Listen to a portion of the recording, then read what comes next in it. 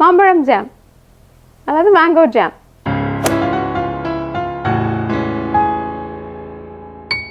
Hi hello வணக்கம். தோசை ரிப்பீஸ் உங்களை அன்புடன் வரவேற்கிறது. நான் காஞ்சனா ஜெயக்குமார். சுவையான அருமையான மாம்பழம் ஜாம் பண்ண போகிறோம். மாம்பழம் அல்லது மாங்காய்களை வச்சு எப்படி ஜாம் பண்ணுறது அப்படின்னு நம்மளுடைய ஃப்ரூட் ஜாம் கிடைக்குது இல்லைங்களா, கடையில் பழ ஜாம் கிடைக்குது, கிசான் மற்றும் பல பெரிய பிரபலமான இதுலேருந்து கிடைக்குது இல்லைங்களா, அதே மாதிரி அதே இதில் நம்ம வந்து இப்போது அந்த ஜாமை நம்மளுடைய ஜாமை தயார் பண்ண போகிறோம். இந்த ஜாம் நம்ம வந்து பொதுவாக சப்பாத்தி இட்லிக்கு மட்டும் நம்மளுடைய ப்ரெட்டில் பூசி சாப்பிட்றது மட்டும் இல்லைங்க, சப்பாத்தி இட்லி எல்லாத்துக்குமே நம்ம போட்டு சாப்பிட்லாம். சுவையான இந்த ஜாம் பண்ணுறது எப்படின்னு பார்க்கலாம் வாங்க.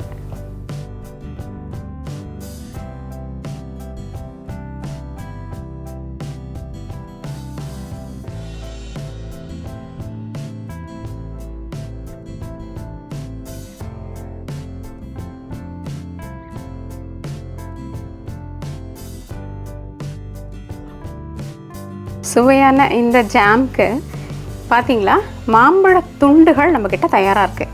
இப்போ இந்த மாம்பழ துண்டுகளை நம்ம ஜாம் செய்ய போகிற பாத்திரத்தில் போட்டுக்கலாம். ஒரு 3லேருந்து 4 நிமிஷக்குள்ளே இந்த பழம் வந்து வெந்துடும். அதாவது நல்ல ஒரு குழகுழப்பு தன்மைக்கு இது வந்துடும். அப்படி வந்ததுக்கப்புறம் கூட நம்ம என்ன பண்ணலான்னா ஆற விட்டு அரைச்சிக்கலாம், அல்லது இதை அரைச்சி எடுத்துக்கணும் அப்படின்னு நினைக்கிறவங்க அரைச்சி எடுத்துக்கலாம். இந்த முறையை நம்ம பின்பற்றும் பொழுது ஆங்காங்கே சின்ன சின்ன மாம்பழ துண்டுகள் நம்மளுக்கு அந்த ஜாமில் பரப்பும் பொழுது கிடைக்கும். அது இன்னும் சாப்பிட்றதுக்கு ரொம்ப சுவையாக இருக்கும். அப்படியே மழுமழுன்னு இல்லாமல் கொஞ்சம் கொஞ்சம் அங்கங்கே திப்பியாக இருக்கிறது வந்து ரொம்ப நல்லாயிருக்கும். அதனால் ஒரு ஒன்று பாதியமாக அரைச்சி உபயோகப்படுத்தினீங்கனாலும் நல்லாயிருக்கும். நம்ம என்ன பண்ணலாம், கொஞ்சமாக இதை குழச்சி விட்டுக்கலாம்.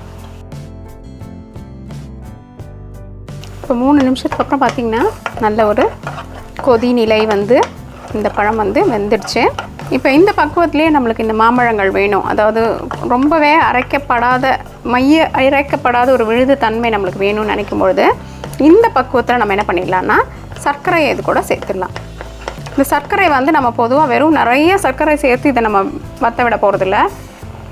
5 மேஜைக்கரண்டி சர்க்கரை எடுத்திருக்கேன் நான். இப்போ நம்ம என்ன பண்ண போகிறோம்னா ஒரு 4 மேஜைக்கரண்டி அளவுக்கு மட்டும் நம்ம இப்போ உபயோகப்படுத்தலாம். பார்த்தீங்களா, அங்கங்கே மாம்பழங்கள் வந்து தெரியுது. இது வேண்டாம்னு நினைக்கிறவங்க நல்லா முழுசாக அரைச்சி உபயோகப்படுத்தலாம். இப்போது 4 மேஜைக்கரண்டி அளவு சர்க்கரை சேர்த்துருக்கோம். ஒரு கரண்டியை நான் மீதி வச்சுட்டேன். ஏன்னா ரொம்ப இனிப்பாக இருந்தாலும் உடம்புக்கு நல்லதில்லை இல்லைங்களா, அதனால் நம்ம குறைச்சிட்டோம். இப்போ இது கொஞ்சம் கெட்டியாகட்டும். சரியா மீண்டும் 5 நிமிடங்கள் தான். நல்ல ஒரு மிதமான தீயில் வச்சு கொஞ்சம் கலந்து விட்டுட்டே இருங்க, இல்லாட்டி அடி பிடிச்சிடும். உங்களுடைய யூடியூப் ஆப்பில் இந்த பெல்லை அழுத்தி நம்ம படைப்புகளை உடனுக்குடன் தெரிந்து கொள்ளுங்கள். இப்போ இதில் என்ன பண்ணுறோன்னா புளிப்புத்தன்மை இருக்குது இல்லைங்களா, ஒரே ஒரு சிட்டிகை அளவுக்கு உப்பு இதில் சேர்த்துக்கிறோம். நம்ம ஒரே ஒரு மாம்பழம் சேர்த்துருக்கிறதுனால என்ன பண்ணுறோம், அரை தேக்கரண்டி எலுமிச்சை சாறு போடுறோம். இது என்ன பண்ணோன்னா சிட்ரிக் அமிலம், சிட்ரிக் ஆசிட் அப்படின்னு சொல்கிறாங்க இல்லைங்களா, அந்த தன்மையை கொடுக்கறதுக்காக நம்ம கொஞ்சம் எலுமிச்சை சாறு சேர்த்துக்கிறோம். பொதுவாக கொஞ்ச நாள் கெடாமல் ஒரு பொருள் இருக்கணும் அப்படின்னு நினைக்கும்போது. இப்போ இந்த பக்குவத்தை பார்த்தீங்களா, சர்க்கரை மற்றும் மாம்பழம் கலந்து ஒரு கூழ் பதத்தில் இருக்குது. இப்போ இந்த கூழ் பக்குவத்தில் இருக்குது.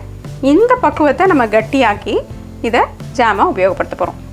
அதற்கு நம்ம என்ன பண்ண போகிறோன்னா ஒரு தேக்கரண்டி அளவுக்கு அகர் அகர் அப்படின்னு சொல்லக்கூடிய சைனா கிராஸ் அல்லது ஜெலி, வேகன் ஜெலி அப்படின்னு சொல்கிறாங்க இதை. இப்போ இந்த ஜெலாட்டினுக்கும் இந்த அகர் அகருக்கும் என்ன வித்தியாசம்னு பார்த்தீங்கன்னா, ஜெலாட்டின் அப்படின்றது வந்து பொதுவாக இந்த மிருகங்களின் உடம்பிலிருந்து எடுக்கக்கூடிய ஒரு வகையான புரதச்சத்தை பதப்படுத்தி அதுக்கப்புறமா அதை பண்ணுறாங்க. அதனால நம்ம அதை தவிர்த்துட்டு நம்ம நேரடியாக என்ன பண்ணுறோன்னா கடலில் விளையக்கூடிய ஒரு வகையான புல், அதாவது சைனா கிராஸ் அப்படின்னு சொல்கிறாங்க, அதை வந்து அகர் அகர் அப்படின்ற பேரில் அது கிடைக்குது. அந்த மாதிரி ஒரு ஜெல்லியை தான் நம்ம இப்போது உபயோகப்படுத்த போகிறோம். இங்கே பாருங்கள், ஒரு தேக்கரண்டி. அதை தவிர இது வந்து இந்த ஆப்பிள் பழத்துலேயும் இது நம்மளுக்கு கிடைக்கும். இது வந்து பெக்டின் அப்படின்னு சொல்லிட்டு பழங்களிலிருந்தும் இதை எடுக்கலாம். அப்படி பழங்களிலிருந்து எடுக்கக்கூடியதையும் உபயோகப்படுத்தலாம். அல்லது அகர் அகர் கிடச்சிருச்சுன்னா நேரடியாக நம்ம இந்த சைனா கிராஸ் வகை அகர் அகர் வகையை உபயோகப்படுத்திக்கலாம். இதை இப்படி நல்லா கலந்து விட்டுடலாம். அருமையான நம்மளது மாம்பழ ஜாம் தயார். இதை கொஞ்சம் நேரம் ஆற விட்டுட்டு நம்மளுடைய குளிர்சாதன பெட்டியில் வச்சிங்கனாலும் சரி, எதில் வச்சிங்கனாலும் சரி, அப்படியே நம்மளுடைய அந்த கட்டி பக்குவத்தில் வந்து நிற்கும். இப்போ இதை நல்லா ஆற விட்டு நம்ம உள்ளே வச்சு